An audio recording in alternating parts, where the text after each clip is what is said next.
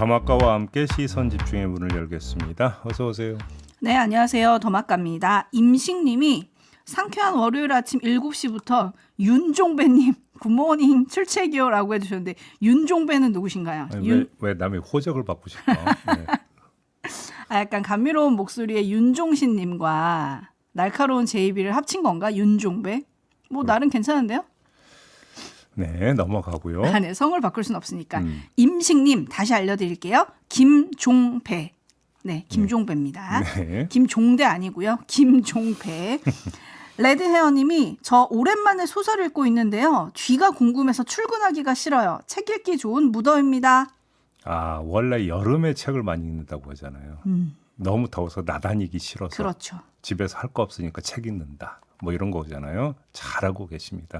근데 그렇다고 건너뛰지 마시고 그냥 차근차근 한 페이지 한 페이지 넘기세요. 그게 맛이지 뭐. 사실. 아니 근데 출근하기 싫다 그러셔서 어떡하지? 그렇다고 계속 읽을 순 없고. 무협지 읽으시나?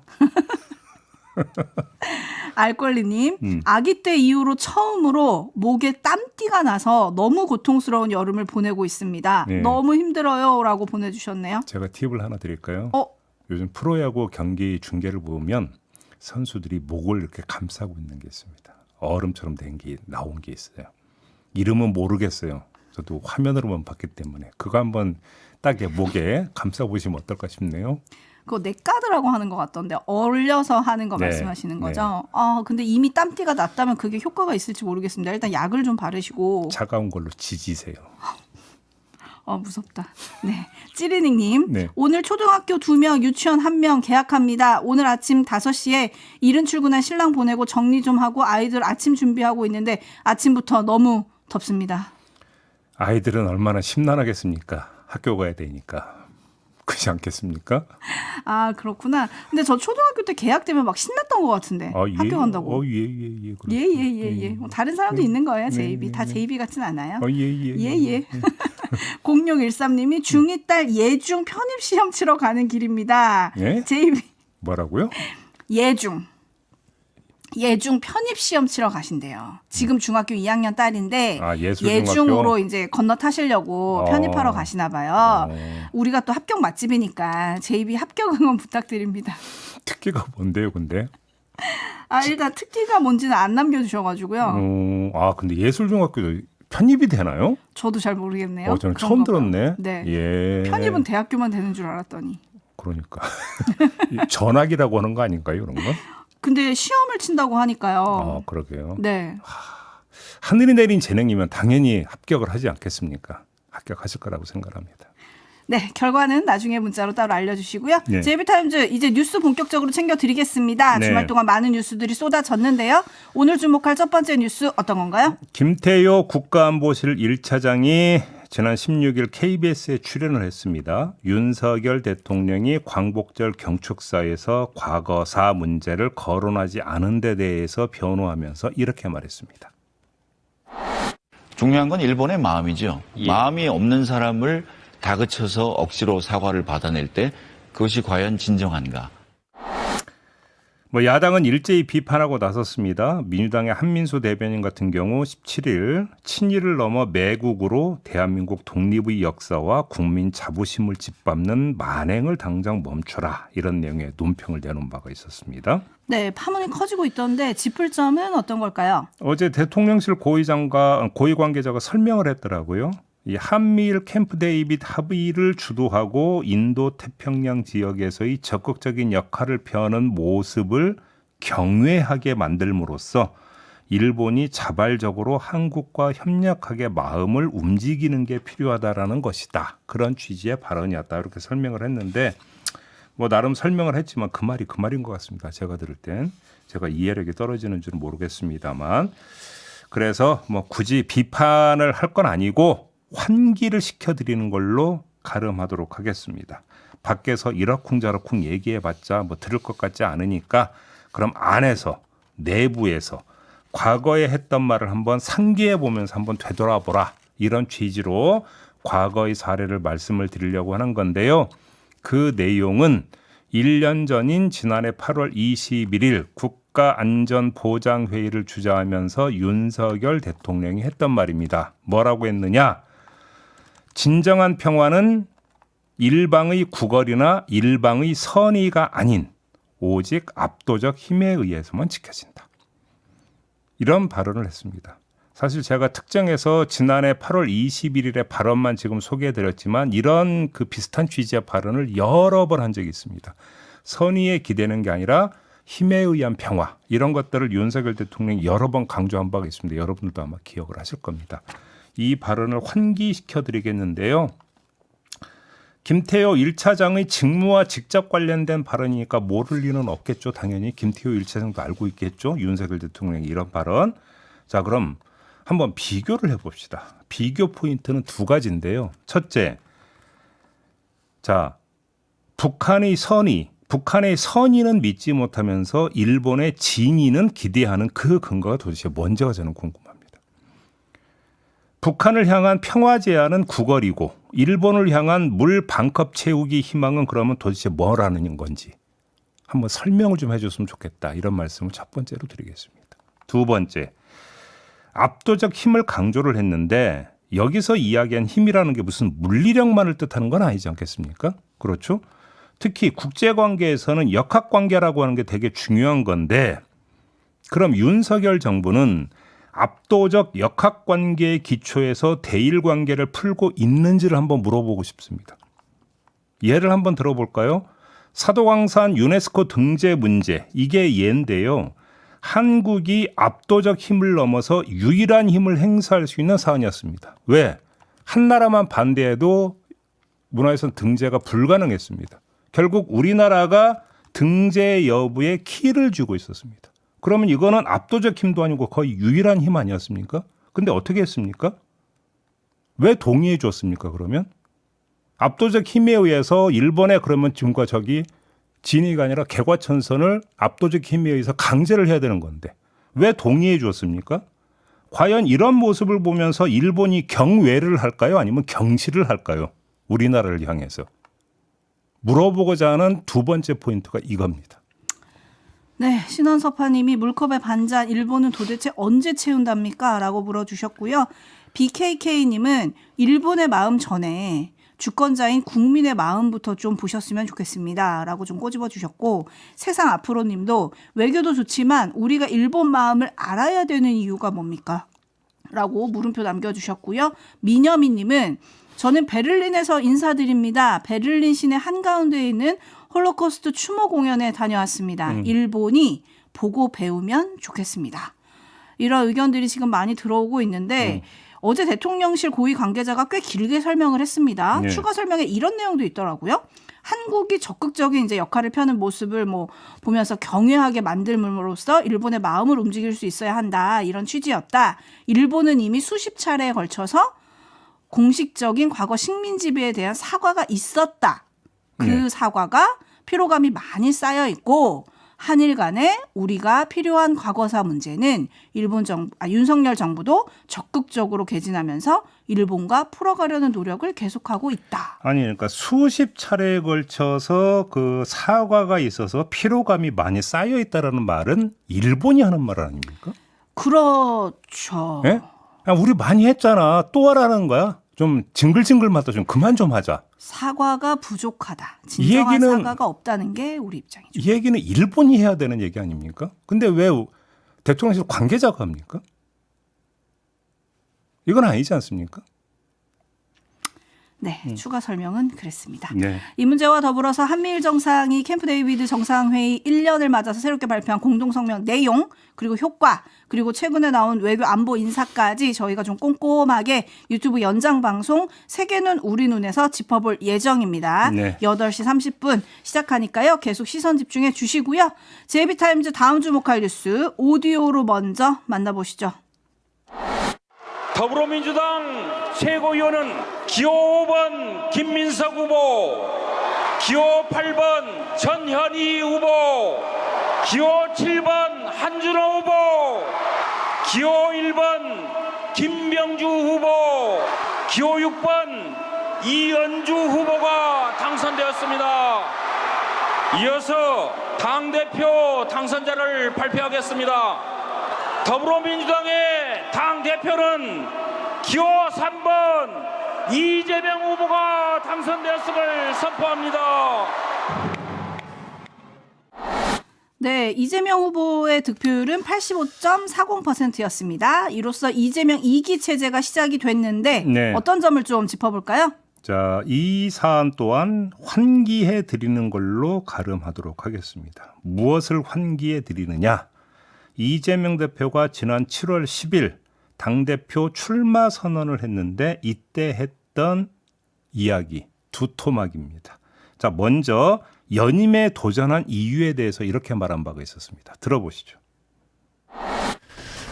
저는 집권 세력이 조금의 상식이라도 갖추고 있는 상식적인 국정을 해나가는 정치 세력이라면 당연히 상식적 차원에서 저는 잠시 물러나는 게 맞습니다. 그러나 참으로 안타깝게도 우리 국민 모두 걱정하시는 것처럼 이 정권의 국정 운영이 정말로 위태롭습니다. 위태로울 뿐만 아니라 우리 국민들의 삶, 즉 민생이나 또 경제나 민주주의나 심지어 안보 문제까지도 위태롭기 그지없어서 단 한시라도 눈을 뗄 수가 없는 상태입니다. 많은 사람들이 개인적으로 조언할 때 말렸지만 그 책임을 회피하기 어려워서 다시 연임을 하게 됐다, 시도하게 됐다, 이 말씀을 드립니다. 네, 그러면서 내놓은 게 먹사니즘이었거든요. 자, 두 번째 이야기 들어보시죠. 우리 민주당은 민생, 경제, 민주주의, 평화, 그리고 생명, 인권 이런 가치를 중시합니다. 그리고 가장 핵심적인 지금 과제는 민생을 개선하는 거고, 민생 개선의 핵심은 먹고 사는 문제라고 생각하기 때문에 경제 활성화, 또 신성장 산업의 좀 활성화 이런 것들을 위해서는 불필요한 규제는 당연히 없어야 되겠죠. 자, 두 마디 들었는데요. 이 두 마디를 기준 삼으면 될 것 같습니다. 이재명 대표가 말한 그대로 실천하는지 안 하는지 이걸 평가하면 되는 거 아니겠습니까? 뭐 심플하지 않습니까? 쉽죠? 네. 근데 그렇게 쉽지는 않을 수 있다. 현실은. 이런 말씀을 드리겠습니다. 왜요? 자, 언론은 당장 종부세와 금투세를 둘러싼 당내 이견을 어떻게 풀지 이걸 주목을 하던데요. 이게 당장 큰 문제가 될 것 같지는 않다라는 개인적 생각이 듭니다. 왜 그러느냐? 대표 취임과 동시에 뭘 하겠습니까? 당직 인선을 하게 될 겁니다. 그러면 그 당직 인선 대상에 정책위 의장이 포함이 될 것 같습니까? 안 될 것 같습니까? 저는 포함이 될 거라고 봅니다. 그런데 지금 종부세와 금투세를 둘러싼 당내 이견의 최전선에 서 있는 게 정책위 의장의 발언입니다. 그래서 아니 다른 사람도 아니고 개인적 의견도 아니고 당 정책위 의장이 이견을 대고 있지 않느냐. 언론은 이 점을 부각을 시키고 있지 않습니까? 그런데 당직을 개편을 하면서 정책위 의장을 만약에 교체를 한다고 한번 가정을 해보십시오. 그래서 이재명 대표와 생각이 비슷한 사람을 정책위 의장에 앉힌다고 한번 생각을 해보십시오. 당내 이견이 그렇게 부각이 되겠습니까? 별로 그럴 것 같지 않다. 그래서 이거는 큰 문제로 바로 부상할 것 같지는 않다. 저는 이런 말씀을 드리겠고요. 문제는 더 큰 데 있는 것 같다. 이런 말씀을 드리는 건데 앞서 들은 이재명 대표의 두 마디는 대표 출마 선언임과 동시에 어떤 그 의미를 함께 띠고 있냐면 대선 도전 선언의 성격을 함께 띠고 있는 측면이 있습니다. 그래서 이재명 대표는 어쩌면 정석에 가까운 내용을 내놓은 겁니다. 출마 선언을 통해서. 그게 바로 과거 문제에 대한 비판과 미래 비전의 제시입니다. 대선에 출마하는 사람들이 항상 하는 그 이야기의 메시지의 두 가지 갈래가 바로 이겁니다. 문제는 이를 위한 실천의 경로가 다르다는 겁니다. 그냥 바로 내일 대선 국민이 연출이 된다고 한다면 어떻게 되는 것이냐. 대선 후보로서 짠 하고 나타나서 앞으로 무엇을 하겠다라고 하는 시연형으로 이야기를 하면 됩니다. 그런데 대선까지는 앞으로 많은 기간이 남아 있습니다. 따라서 이재명 대표는 무엇을 했다라는 보고형으로 국민한테 다가갈 수밖에 없습니다. 근데 문제는 무엇을 했다라고 하는 보고의 내용에 항상 참고사항으로 반드시 끼게 되는 게 뭐냐? 압도적 의석과 이른바 언론이 지어낸 그 표현을 하면 일극체제. 이게 계속 따라붙게 될 거라는 겁니다. 압도적 의석을 가지고 있는 원내 거대 일당으로서 거기다가 일극체제를 구축한 원내 일당의 대표로서 얼마만큼 성적표를 냈느냐. 계속 이 얘기를 따지고 들어올 거 아닙니까? 그렇지 않습니까? 그래서 한편으로는 대정부 견제 내지 대정부 투쟁을 하면서 또 한편으로는 민생 협력을 하고 협상을 끌어내야 되는 두 마리 토끼를 다 잡아야 되는데 여기서 아니 그 많은 의석과 확고한 당내 리더십을 가지고 얼마나 성적표를 냈느냐 계속 이런 식으로 그러니까 그 들어올 것이기 때문에 여기서 가시적인 성과를 내야만 된다라는 겁니다. 바로 이게 어찌 본다면 이재명 대표의 대권 가도에 상당히 중요한 평가의 지표가 될 수 있다는 것이고 그런 점에서 놓고 보면 압도적 의석과 일극 체제라고 하는 것은 한편으로는 이재명 대표의 대단히 중요한 정치적 자산이지만 또 한편으로는 상당히 중요한 리스크 요인이 될 수도 있다. 그걸 가르는 건 뭐냐? 결국은 의정의 성적표다. 이렇게 말씀을 드릴 수 있습니다. 성적표다. 네. 관련해서 이창수 님이 이제 국민이 먹고 사는 민생에 신경을 써주셨으면 하는 바람입니다. 제발요 힘들어요라고 보내주셨는데 네. 바로 이런 원함에 얼마나 부응하느냐 이게 이제 바로미터가 될 거다 이런 얘기시죠. 네. 파피오님이 정봉주는 왜 안 됐을까요? 라고 물어주셨는데 뭐 요거는 뭐 간단하게 한번 평가를 해볼까요? 굳이 설명하고 분석할 게 뭐가 있나요? 명팔이 발언에 대해서 당원들이 거세게 반발을 했고 결국은 권리당원 온라인 투표에서 그것이 그대로 표출이 됐다. 뭐 이거 말고 다른 해석의 여지가 있습니까? 없는 거 아니겠습니까?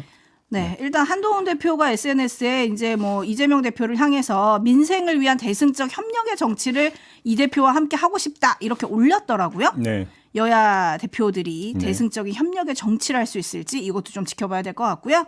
JB타임즈 다음 주목할 뉴스는 어떤 겁니까? 가수 김호중 씨가 교통사고를 내고도 사고 당일 시간 간격을 두고 여러 번 술을 마신 이런 일이 있었죠. 결과적으로 검찰이 김호중 씨를 구속 기소하면서 음주운전 혐의는 적용하지를 못했습니다. 그 후 여러 명의 의원이 도로교통법 개정안을 발의를 했습니다. 박성훈 국민의힘 의원은 경찰이 음주 측정을 피하기 위해 도주하는 행위를 처벌할 수 있고 음주 측정을 속일 목적으로 일부러 추가 음주를 할 경우 5년 이하의 징역 또는 2천만 원 이하의 벌금에 처하도록 하는 개정안을 발의를 했습니다. 신영대 더불어민주당 의원은 술에 취한 상태에서 운전한 후에 음주 측정을 곤란하게 할 목적으로 추가 음주하는 행위를 하면 2년 이상 5년 이하의 징역이나 1,000만 원 이상 2천만 원 이하의 벌금에 처하는 개정안을 발의를 했습니다. 자, 이 개정안들은 국회 입법예고 게시판에 올라갔는데 이 게시판에 총 10,000건에 달하는 반대 의견이 달렸다고 합니다. 반대 의견이요? 네. 누가 단 겁니까? 김호중 씨 팬들이 달았다고 하는데요. 개정안에 김호중 방지법이라는 이름이 붙은 데 대해서 반발을 했다고 합니다. 이 게시판이나 의원 블로그 등에 젊은 가수 가슴에 대못 박지 말고 김호중 이름 내려라. 김호중이 음주 운전한 사람 중 처음이냐? 이름 빼라. 등등의 댓글을 달았다라고 하는 건데요. 자, 이를 두고 삐뚤어진 팬심을 지적하는 목소리가 나오던데요. 삐뚤어진 건 팬심 이전의 번지수다. 이런 말씀을 드리겠습니다. 왜 이런 말씀을 드리느냐. 김호중 방지법이라는 명칭은 그냥 편의상 보도자료나 언론 보도에 오르내리는 이름이지 정식 법 이름에 이런 김호중 방지법이라고 하는 단어는 오를 수가 없습니다. 올리지도 않았고요. 그러니까 빼고 말고 할 게 없다. 그런 차원에서 번지수가 좀 잘못 짚어졌다. 이런 말씀을 드리는 겁니다. 제비꽃님이 이건 사랑이 아니라 독입니다 라고 좀 꼬집어 주셨고요. 네. 마스터초이님이 이건 무슨 팬심인가요? 엄마도 자식이 잘못하면 매를 드는 게 당연한 거 아닙니까? 라고 좀 꼬집어 주셨고요. 많은 분들이 팬들이 좀 오히려 가수를 사랑하는 게 아니라 망치는 거 아니냐 뭐 이런 비판의 의견이 많으시네요. 맹목적 팬심 이렇게 정리를 하면 될까요? 네. 네. 자, 그렇게 정리를 하고요. 짧게 최루탄 기억하십니까? 네. 우리나라 최루탄이 세계로 수출되고 있다고 합니다. 시간공에서 그 수치를 말씀을 못 드리겠는데 계속 해마다 늘고 있습니다. 그런데 그럼 수출한 나라가 어디냐? 이라크, 인도네시아 등등이라고 하는데 최루탄은 어떤 용도입니까? 시위 진압용입니다. 그래서 두 가지 점을 말씀을 드리고 싶은데요. 한국산 그 최루탄을 맞아본 시위대가 어떤 생각을 할까라는 생각을 저는 한번 해봤습니다. 한국을 어떻게 볼까? 이걸 해봤고요. 더 큰 문제. 우리 정부는 1999년부터 질식 위험성 등을 이유로 시위 현장에서 최루탄 사용을 중단을 했거든요. 근데 우리나라는 중단하면서 이걸 해외에 수출한다? 그러면 수입국 입장에서는 어떻게 받아들이겠는가라는 생각도 한번 해봤습니다. 꼭 수출해야 되느냐? 꼭 이건 수출 허가 사항이거든요. 꼭 수출을 허가를 해야 되는 것이냐? 이걸 한번 물어보고 싶어서 짧게 전해드렸습니다. 네, 반복되는 문제인 것 같은데 생각은 좀 해봐야 될 것 같습니다. 네, 마무리하죠. 더마카 수고하셨어요. 고맙습니다.